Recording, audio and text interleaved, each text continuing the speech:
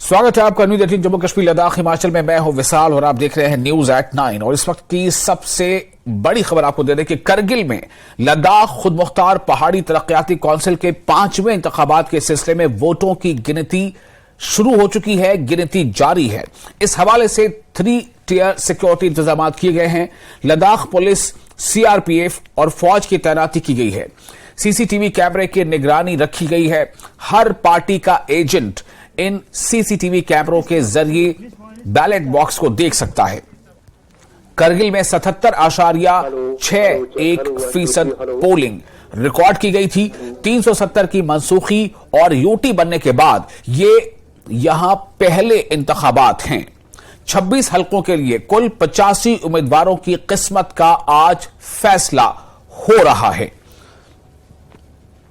National conference और कांग्रेस के बीच alliance हुआ है और इनका बीजेपी के साथ सख्त मुकाबला बताया जा रहा है। तो करगिल में लद्दाख खुद मुख्तार पहाड़ी तरक्याती काउंसिल के 5वें इंतखाब यानी LAHDC लद्दाख ऑटोनोमस हिल डेवलपमेंट काउंसिल, करगिल में लद्दाख खुद मुख्तार पहाड़ी तरक्याती काउंसिल के 5वें इंतखाबात के सिलसिले में वोटों की गिनती का सिलसिला जारी है। और जो बताया जा रहा है कि सिक्योरिटी एक अहम चूंकि एक अंसर है, तो इसलिए सिक्योरिटी को ध्यान में रखते हुए 3 टियर सिक्योरिटी इंतजाम किए गए हैं। लद्दाख पुलिस, सीआरपीएफ और फौज की तैनाती की गई है। हमारे साथ नूरुल इस्लाम हमारे रिपोर्टर करगिल से जुड़ चुके हैं बराह रास्त। नूरुल इस्लाम, मैं जानना चाहूंगा कि इस वक्त काउंटिंग की रफ्तार क्या है और किस तरह के इंतजामात हैं और किस तरह की सरगर्मियां हैं? जी हाँ, मैं आपको यहाँ एक चीज बताते चलूं कि इस वक्त मैं हूँ पॉलिटेक्निक कॉलेज, जिसको जो है यहाँ स्ट्रांग रूम बनाया गया है। मेरे पीछे आप देख सकते हैं कि यहाँ जो है 3 लेयर का जो सिक्योरिटी, 3 टायर सिक्योरिटी यहाँ रखा गया है। और जिस तरह जो 4 तारीख को जो इलेक्शन हुए थे, आज उनका जन का 8 तारीख को आज जो है उनका फैसला होने वाला है। जी हाँ, मैं बात कर रहा हूँ 85 कैंडिडेट जो है जो कि 26 सीट के लिए जो लड़ रहे हैं, आज उनका फैसला होने वाला है। और यहाँ जिला प्रशासन ने काफी तैयारी किया हुआ है। जिस तरह कल ही डीसी साहब ने जिस तरह कहा था कि यहाँ सीसीटीवी हाई डेफिनेशन जो है कैमरेज लगाए गए हैं ताकि एजेंट्स और जो मीडिया वाले हैं वो जो है बाहर रास्त जो है अंदर जो भी चीज हो रहा है वो देख सके। जी, तो चूंकि ये जो काउंटिंग आज जारी है, ये काउंटिंग क्या 8 बजे एग्जैक्टली शुरू हो चुकी थी और ये काउंटिंग कब तक मुकम्मल होने का इम्कान है? और साथ ही साथ ये कि रुझान कब तक आ जाएंगे, कितना वक्त लग सकता है रुझान आने में? जी हाँ, मैं आपको यहाँ बताते चलूं कि जो सुबह का जो काउंटिंग जो आज जो काउंटिंग था सुबह के 8 बजे जो शुरू हुआ है, मगर इस वक्त जो है जो इवेंट्स के नहीं बल्कि इस वक्त जो है पहले जो 3 जगह हैं कारगिल के, जिसमें बम्बट, पादुम और खंगराल के जो है वहाँ पोस्टल बैलेट पेपर जो सबसे पहले इस टाइम जो है काउंट हो रहे हैं। और जो रिजल्ट है वो लगभग जो है 4 बजे तक जो है जितने भी यहाँ काउंटिंग वो 4 बजे तक खत्म हो जाएगा। जी नूरुल इस्लाम, जो पार्टियां इस चुनाव में हिस्सेदार थी या जो इंडिपेंडेंट जो कैंडिडेट्स थे, उनकी किस तरह की गहमा गहमी आप देख पा रहे हैं? लोगों में इस बात को लेकर कितनी चर्चा है? चूंकि चुनाव का नोटिफिकेशन एक बार जो है उसे मनसूख कर दिया गया था, दोबारा नोटिफिकेशन आया, कुछ सियासी वहां पर नुक्ताचीनी भी जोरदार ढंग से हुई, तो नतीजा जो है वो जब आ जाएगा या उसके आने से पहले किस तरह का माहौल आप देख पा रहे हैं? जी हाँ, अगर हम इस पर यहाँ माहौल की बात करें तो जिस तरह जो है सुप्रीम कोर्ट की वजह से सुप्रीम कोर्ट का जो फैसला था जिसकी वजह से थोड़ा सा डिले हो गया था, जिसकी वजह से लोगों में जो है थोड़ा सा जो जोश कम नजर आ रहा था। मगर इलेक्शन के जब हमें परसेंटेज मिल गए तो काफी जो है हैरान करने वाले परसेंटेज थे। 77% जो यहाँ वोट कास्ट हुए। और लोगों का भी अगर मैं बात करूँ इस पर जो है हम काउंटिंग सेंटर के अंदर है, स्ट्रांग रूम के बाहर, तो बाहर जो है कम से कम हजारों लोग जो है इसी रिजल्ट के वेट करें। और अंदर की बात करें तो एजेंट से जो कैंडिडेट है वो यहाँ आए हुए हैं इसी रिजल्ट का जो है वेट कर रहे हैं। जी, क्या हमें कुछ आसपास के नजारे आप दिखा सकते हैं अपने कैमरामैन से कहकर? जी, जैसे कि आप देख सकते हैं कि मैं आपको दिखा दूं यहाँ जी आप मेरे इधर यहाँ देख सकते हैं कि जिस तरह ये स्ट्रांग रूम यहाँ बनाया गया है, यहाँ जो है काफी जैसे कि 3 टायर्स के जो सिक्योरिटी यहाँ रखा गया था।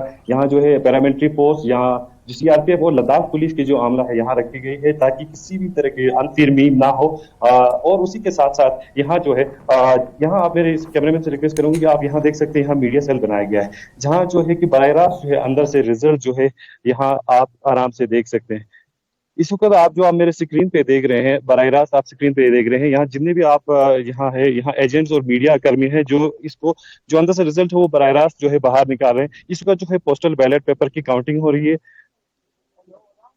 जी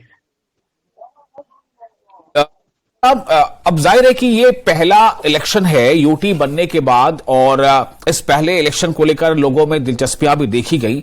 अब जो आज नतीजा आ सकता है, जाहिर सी बात है अभी वोटों की गिनती चल रही है, लेकिन क्या लग रहा है रुझान किस तरफ जाने वाला है? जो वहां जो पॉलिटिकल एनालिस्ट हैं वो इस पूरे चुनाव को किस तरह से देख रहे हैं?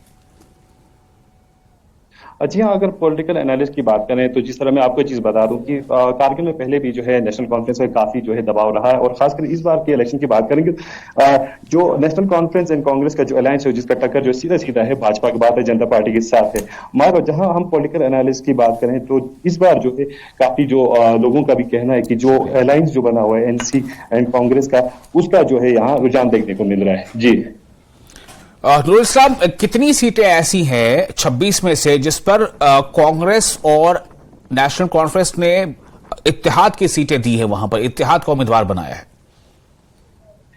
जी हाँ, मैं आपको बात यहाँ एक चीज, जिस तरह अलायंस की हम बात करेंगे तो अलायंस में ऐसा है कि जिस तरह जो 17 प्लस जो 22 है उसको देखकर ऐसा ही लगता है जिस तरह जो यहाँ जिस तरह पहले भी कौंसिल पे जो यहाँ बना हुआ है, जिस तरह भाजपा का है, जो जिस तरह पहले था कि भाजपा के साथ जो 3 जो पीडीपी के बने थे, इस बार जो है अलायंस और जो कांग्रेस का है उसी का काफी यहाँ प्रभाव रहने वाला है।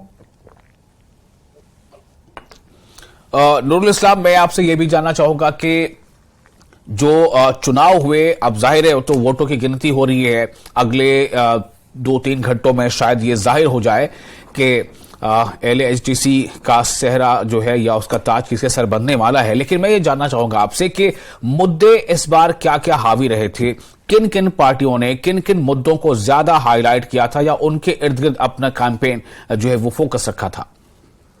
जी हाँ, जिस तरह इलेक्शन, जिस तरह मैनिफेस्टोज की बात करें, मुद्दों की बात करें, तो जिस तरह इलेक्शन जब हुए तो खासकर इस बार after the abrogation of 370 union territory बनने के बाद लोग जो है डेवलपमेंट, जॉब सिक्योरिटी और सपोर्ट्स इंफ्रास्ट्रक्चर के तरफ जो है काफी लोगों ने जो है रुझान रखा, और इवन जो पॉलिटिकल पार्टी से उनका भी यही मैनिफेस्टो भी रहा है, उनका यही मुद्दे रहे हैं कि जितना हो सके जो सपोर्ट्स जो यहाँ जो है सपोर्ट्स के जितने भी यहाँ से जाते हैं या एजुकेशन को लेकर या खासकर जॉब इनसिक्योरिटी को लेकर, ये लोग काफी जो है जो इस बार जो पॉलिटिकल पार्टी से उसको काफी ध्यान रख रहे हैं। और वहीं पर मैं आपको एक चीज बता दूं कि ये पहली बार हो रहा है, इससे पहले भी जितने भी LAHDC के इलेक्शन होते थे उसमें पोस्टल बैलेट पेपर्स के थ्रू वोट किए, हमारे इस बार जो है ईवीएम्स के थ्रू वोट किया गया, जिसकी वजह से लोगों में काफी जो है जोश भी नजर देखने को आ रहा है। जी चलिए, बहुत शुक्रिया आपका तमाम जानकारी के लिए। हम फिर दोबारा आपके पास लौटेंगे और अपडेट लेंगे और ये भी जानना चाहेंगे कि कितने राउंड की गिनती हो गई है और इस राउंड की गिनती लीड लेता हुआ कौन नजर आ रहा है। और अगली खबर आपको हम दे दें, जम्मू कश्मीर में माजी की हुकूमतों के जरिए बैकडोर भर्तियों से मुतअल्लिक चीफ सेक्रेटरी के बयान पर नेशनल कॉन्फ्रेंस के चीफ तर्जुमान तनवीर सादिक ने कहा है कि सरकार के पास तमाम इदारे और एजेंसियां मौजूद हैं, ऐसे में उन्हें दिखाना चाहिए कि किन लोगों ने बैकडोर भर्ती की है। तनवीर सादिक ने कहा कि सरकार यहां इलेक्शन कराए तो पता चलेगा लोग किसके साथ हैं। उन्होंने कहा कि अगर उन्होंने गलत किया होगा तो लोग एनसी के वोट नहीं देंगे। उनके पास सारे इदारे हैं, वो बताएं। इसका मतलब है जिस तरह अगर हर कोई बैकडोर अपॉइंटमेंट है तो क्या वो बैकडोर अपॉइंटमेंट वालों के ऊपर हुकूमत चला रहे हैं? ये कितना बचकाना एक स्टेटमेंट है इन लोगों का। आपके पास सारे इदारे हैं, आप सारी गवर्नमेंट की एजेंसीज आपके पास है, तो मुझे एक दिखाइए ना। अगर मैं नेशनल कॉन्फ्रेंस की बात करूंगा कि नेशनल कॉन्फ्रेंस ने कोई भी ऐसी चीज नहीं किया जिसमें बैकडोर अपॉइंटमेंट हो। वो पता है कहाँ गलती हुई है, इसीलिए मैं कह रहा हूँ आप एक बार इलेक्शन करें। अगर लोग हमसे खफा हैं तो हमें वोट नहीं देंगे, अगर लोग हमसे खुश हैं और इनसे खफा हैं तो इनको यहाँ से जम्मू कश्मीर से बाहर निकाल देंगे। और आरएसएस सरबराह मोहन भागवत 15 अक्टूबर को कठुआ के दौरे पर होंगे। इसके लिए तकरीब के मकाम पर रजाकारों की जानिब से रिहर्सल शुरू कर दी गई है। तमाम तैयारियों को मुकम्मल किया जा रहा है। और एक आसन का अभ्यास कराएंगे। बाकी विनायक जी नियुद्ध केंद्र में कठुआ स्पोर्ट्स स्टेडियम के अंदर रिहर्सल चल रही है, जो कि हमने आने वाले अगले रविवार 15 तारीख को प्रथम नवरात्रि को उनका शुभ आगमन है कठुआ के अंदर। वो उनका संबोधन होगा, यहाँ उनका बौद्धिक सुनने को मिलेगा हमें, जिसके लिए दुनिया तरसती है। हम अपने आप को बड़े भाग्यशाली मानते हैं कि हम कठुआ के अंदर हमें ऐसा कार्यक्रम मिल रहा है। इसकी तैयारियां मुकम्मल हो चुकी हैं और तैयारियां चल रही हैं। इसके लिए हम सभी अपने स्वयंसेवक बंधुओं से निवेदन करते हैं कि जितने भी हैं जो हमारी आवाज़ सुन रहे हैं, जिनको अभी तक पता नहीं चला है, वो अपना पंजीकरण करवाएं और गणवेश लें या पूर्ण गणवेश में यहाँ उपस्थिति अपनी रखें अपनी, और उनके विचार सुने और उनका बौद्धिक सुनने को मिलेगा। तो इसके लिए हम अपने आप को बड़े भाग्यशाली मानते हैं कि आने वाले समय में देश की नई दिशा दिखाने के लिए वो हमारे पास आ रहे हैं। अनुशासन के अंदर रहते हुए सारा कार्यक्रम होगा। ये इस बार हम बता देना चाहते हैं, जो भी कार्यक्रम होगा अनुशासन के अंदर रहते हुए ही होगा। अमन और फिरकावाराना हम-आहंगी को फरोग देने और नौजवानों में कौमी यकजहती का जज्बा पैदा करने के लिए हिंदुस्तानी फौज की 4 राष्ट्रीय राइफल्स ने इतवार के सुबह भद्रवाह में अमन मैराथन का इनेकाद किया। 21 किलोमीटर, 10 किलोमीटर और 5 किलोमीटर तवील मैराथन का इनेकाद किया गया। इसमें जम्मू कश्मीर के 20 कॉलेजों, यूनिवर्सिटियों और दीगर कैंपस से 150 तालिब इल्मों ने हिस्सा लिया। इनमें लड़के और लड़कियां भी शामिल थीं। लेफ्टिनेंट कर्नल 4RR ने झंडी दिखाकर इसे रवाना किया।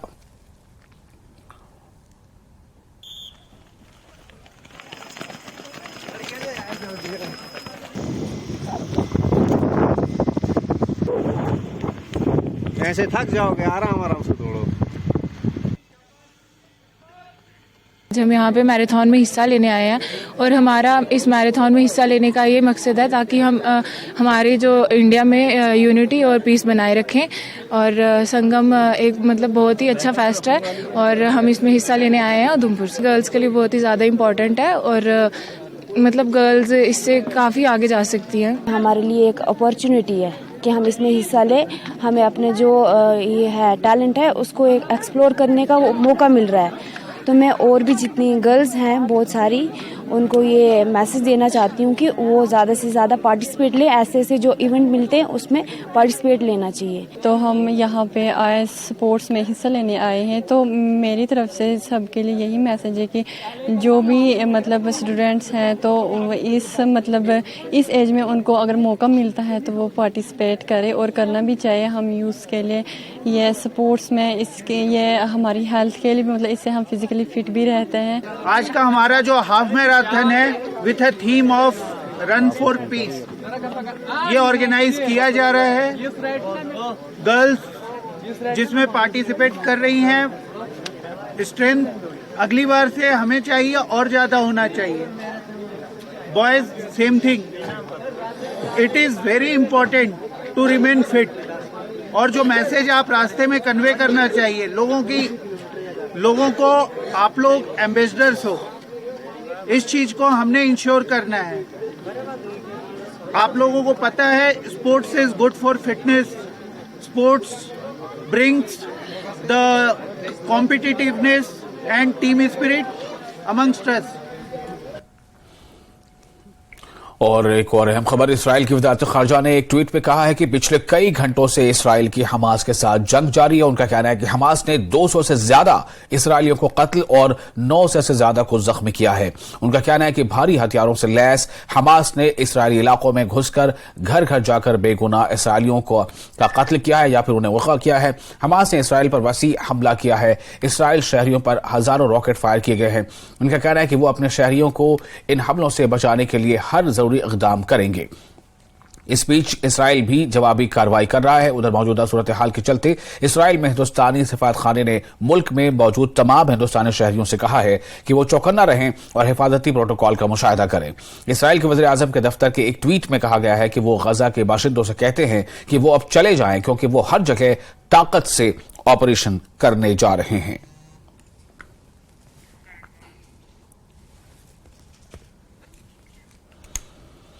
टनमर्ग में अपनी नौयत का पहला एक रोजा टूरिज्म कार्निवाल मुनक्किद हुआ। इस कार्निवाल से नए सयाहती मकामात को तलाश करने और सयाहों को इन मकामात की तरफ राग़िब करने का मौका मिलेगा। टूरिज्म सेक्टर में रोजगार के वसाइल भी खुल सकते हैं।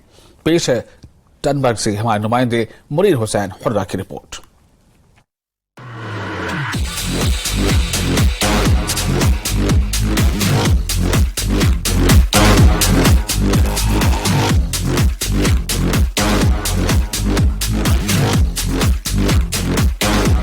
रोशन चरागा, पटाखे, कैंप फायर और लोगों का रक्स, यह न सिर्फ नए कश्मीर की अलामत है बल्कि अमन का जीता जागता सबूत।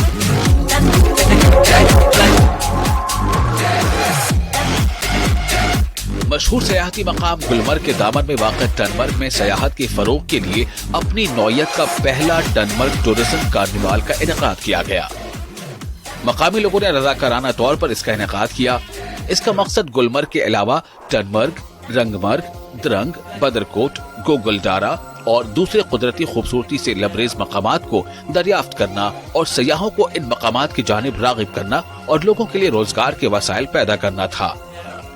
टनमर्ग और दूसरे जगहों पर सयाहों के क़याम करने की सहूलियात भी दस्तयाब रखी जाएगी। काफी तादाद में लोगों ने इसमें शिरकत की।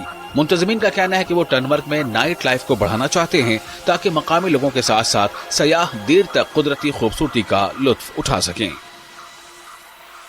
गुलमर्ग के साथ हम मुंसलिक हैं, लेकिन टनमर्ग में भी ऐसी बहुत सारी जगह हैं जो अभी उस तरीके से प्रमोट नहीं हो गए हैं। शायद लोगों को अभी तक पता भी नहीं है कि टनमर्ग में अब बहुत सारे होटल्स, कॉटेजेस और विलेज ऐसे डेवलप हुए हैं जिन्होंने टूरिस्ट्स के लिए अपनी अकोमोडेशंस रखी हैं। देखिए, गुलमर्ग का एक अपना नाम है अलग से, लेकिन टनमर्ग जो है काफ़ी पिछड़ा हुआ था। टनमर्ग में कुछ ऐसे सेहत अफजा मुकाम है जिसमें जो मतलब लोगों को बिल्कुल पता नहीं है। जो बाहर से जैसे हमारे टूरिस्ट यहाँ पे आते हैं, हम चाहते हैं कि ये जो हमारा एरिया जो है ये थोड़ा डेवलप हो जाए, इसमें टूरिज्म सेक्टर टूरिज्म थोड़ा बढ़ जाएगी। उससे क्या हो जाए कि लोगों का जो रोज़गार यहाँ पे जनरेट हो।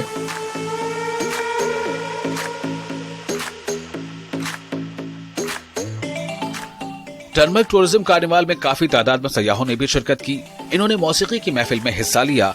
इन सयाहों का कहना है कि इन्होंने आज तक सिर्फ गुलमर्ग का नाम सुना था। सयाहों के मुताबिक टनमर्ग और इसके आसपास की जगहें भी इंतहाई खूबसूरत हैं। सयाहों ने खुशी का इजहार करते हुए कहा कि लोगों को गुलमर्ग के साथ साथ इन दीगर मकामात की सैर भी करनी चाहिए। जैसे ही मैं यहाँ आए, ये जो पूरी लाइफ है इस पार्टी में, संगीत हो रहा है, लाइट जल रहे हैं, खाना है, देख के बहुत खुश हो गया।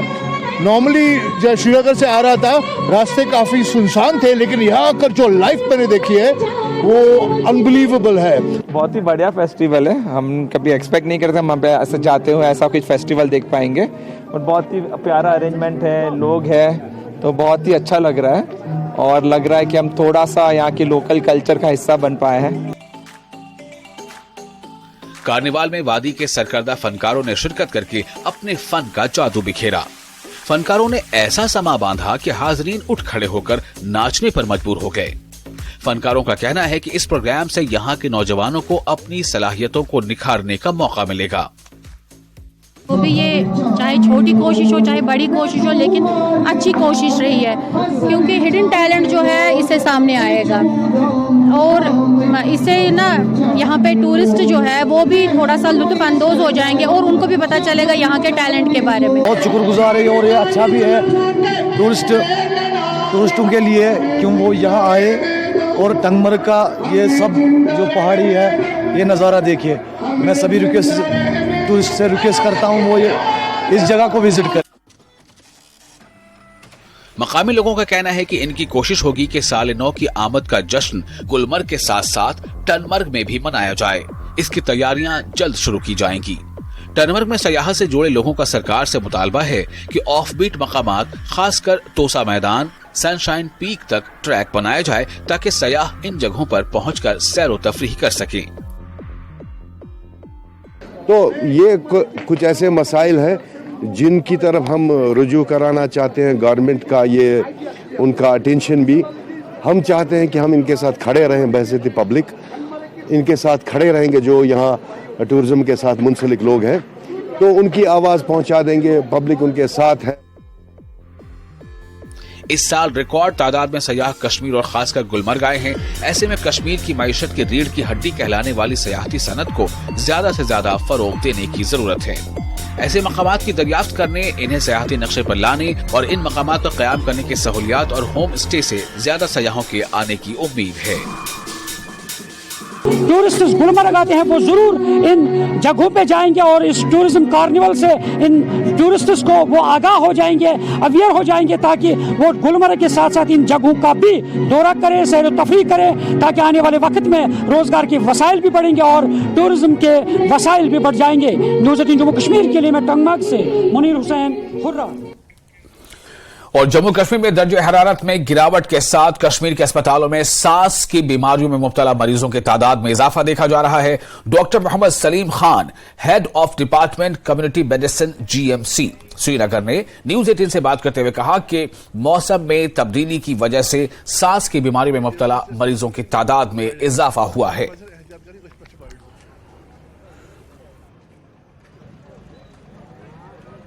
ये सीजनल डिजीज़ हैं यूजुअली, जो अगर हम H1N1 की बात करें और अगर हम RSV की बात करें और कोविड की बात करें, इनमें लगभग सिम्टम्स ऑलमोस्ट सिमिलर होते हैं। रेस्पिरेटरी इन्फेक्शंस के हल्का सा जुकाम रहता है, नाक बंद रहती है, बहती है, गला ख़राब रहता है, थोड़ी खांसी रहती है, बुखार हो जाता है, बॉडी एक्स हो जाती है।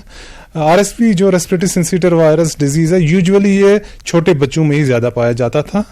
नवजायद बच्चों में, छोटे बच्चों में, स्कूल गोइंग बच्चों में और बड़ों में भी किसी हद तक देखा गया। ये एक सेल्फ लिमिटिंग डिजीज़ है, मतलब ये कि ये कुछ अरसे रहकर अगर बच्चे में या शख्स में कोई इम्यून प्रॉब्लम नहीं है, अगर वो तंदुरुस्त नहीं है, आम तौर पे हफ्ते भर में ये डिजीज़ खुद ब खुद ठीक हो जाती है। जहाँ तक कि मतलब ये सीजनल होता है, इट इज़ बेसिकली सीजनल। तो जब देखा जाएगा कि the people should take precautions, they should wear मतलब this mask and take the should be away from the dust as well. As far as the Jammu Kashmir is concerned, particular Kashmir is concerned, in Kashmir there is one of the coldest starts, the infection is almost there's a rise in the infections. So people, it is best for the people to take the precautions। और जो यहाँ पर ये जुकाम और सर्दी मतलब छाती खराब का, ये तो it's a seasonal that I mentioned earlier। लोगों को सबसे पहले एहतियात करना चाहिए, मास्क लगाना चाहिए। जो ये आलूदगी है यहाँ पे हम खुद डालते हैं यहाँ, तो हमें यहाँ खुद सोचना पड़ेगा कि खासतौर जो हॉस्पिटल है इस वक्त, जो लोग हैं यहाँ, देखो कितना बाहर में आलूदगी है, तो किसी के पास मास्क भी नहीं है। कम से कम हर लोगों को ये सोचना चाहिए, खास तौर नौजवानों को ये सोचना चाहिए कि मास्क लगाइए, माहौल साफ रखें। वार्मिंग सिचुएशन है, इसके लिए हमें प्रिकॉशंस लेने पड़ेंगे और हमें वो मास्क वगैरह का इस्तेमाल करना चाहिए और भीड़ में नहीं जाना चाहिए और वो धूल से दूर रहना चाहिए। खुद ही एहतियात करना चाहिए और हमें पानी उबाल के पीना चाहिए और हमें मास्क वगैरह लगाना चाहिए और जो नेसेसरी। और ढांगरी से राजौरी तक सड़क की हालत अबतर है। 6 माह के अंदर सड़क की ब्लैक टॉपिंग उखड़ जाने से लोगों को परेशानियों का सामना है। लोगों का कहना है कि सिर्फ 6 महीने कबल महकमा PWD की जानिब से रोड पर ब्लैक टॉपिंग का काम मुकम्मल किया गया था, लेकिन अब यह उखड़ गया है। उन्होंने जिले इंतजामिया से सड़क की दोबारा ब्लैक टॉपिंग करने की दरख्वास्त की है।